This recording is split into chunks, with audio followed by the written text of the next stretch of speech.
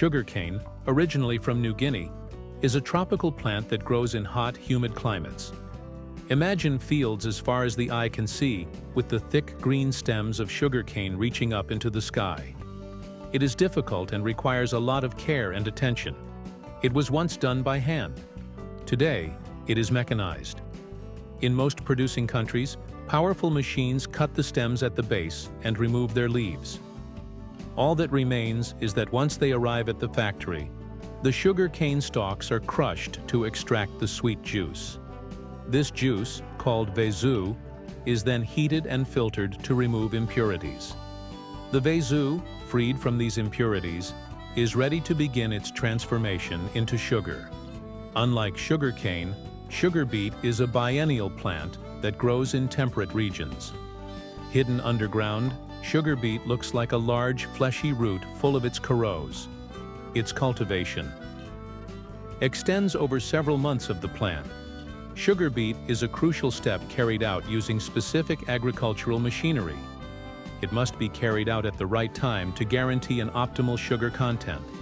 The beets are pulled from the ground, cleared of their fire leaf is cleaned before being transported to the sugar factories.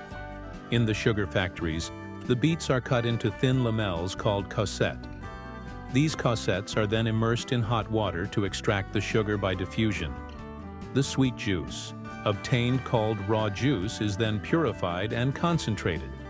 The extraction of sugar, whether it comes from sugarcane or sugar beet, is a key step in the manufacturing process.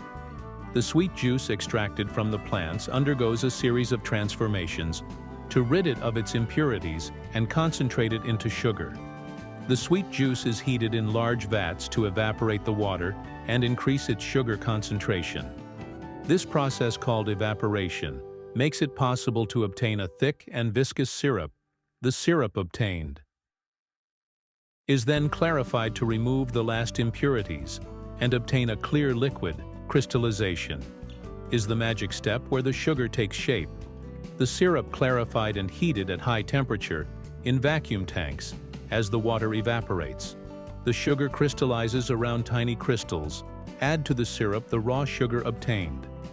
After crystallization is not yet the white and fine sugar that we know it must still go through a final essential step. Refining this step allows to eliminate the last impurities and to obtain a pure and bright sugar. The raw sugar is dissolved in hot water to form a thick syrup. This syrup is then filtered through activated carbon, which retains the colored impurities and the odors. The filtered syrup is then recrystallized to obtain a white and pure sugar. The refined sugar is then dried and sieved to obtain different grain sizes from powdered sugar to sugar cubes. It is then packaged in different types of packaging, ready to be shipped anywhere in the world. Sugar comes in different shapes and colors, from brown sugar to white sugar to brown sugar.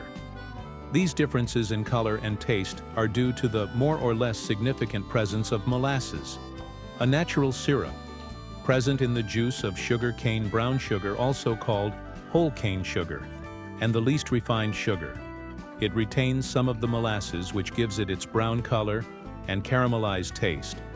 Brown sugar is a sugar roux to which molasses has been added, intensifies both its color and taste, giving it a deeper, more complex flavor.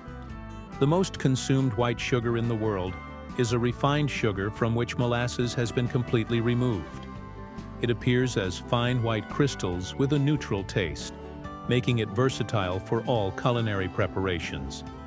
However, the cultivation of sugarcane, while essential for sugar production, has significant environmental consequences, including deforestation, excessive water consumption, and pesticide use. Deforestation is a major concern in many sugarcane-producing regions, where entire forests are cleared to make way for plantations. This destruction severely impacts biodiversity and accelerates global warming. Additionally, sugarcane cultivation requires large amounts of water for irrigation, leading to the depletion of water tables and limiting access to drinking water for local populations. The heavy use of pesticides further harms ecosystems, contaminating soil and waterways, which can have long-term effects on both the environment and human health. Sugar provides taste and energy, but excessive consumption can lead to health issues such as obesity, diabetes, and cardiovascular diseases.